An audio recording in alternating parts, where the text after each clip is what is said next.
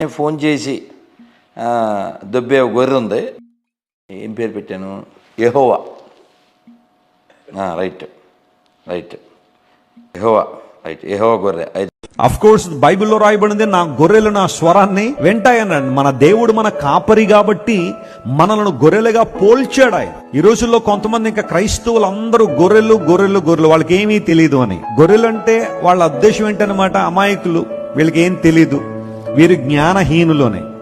అలాంటోడు ఒక్కసారి Google open చేసి నువ్వు వాడుతున్న ప్రతి వస్తువు ఎవడు కనిపెట్టాడో ఒక్కసారి పరిశీలన చేయను. నువ్వు వాడుతున్న ప్రతి వస్తువు ఎవరు కనిపెట్టారని ఒకసారి ప్రశ్నించు. నువ్వు గొర్రెలను అపహాసం చేస్తున్న వాళ్ళే కదా అవన్నీ కనిపెట్టింది. నువ్వు వాడుతున్న ఫోన్ వాళ్ళు కనిపెట్టింది, ఇంటర్నెట్ వాళ్ళు తీసుకొచ్చింది, కంప్యూటర్ వాళ్ళు కనిపెట్టింది, నువ్వు వాడుతున్న మందుల దగ్గర నుండి ఆఖరికి బాల్ పాయింట్ పెన్ పిన్ను దాకా వాళ్ళు కనిపెట్టిందే.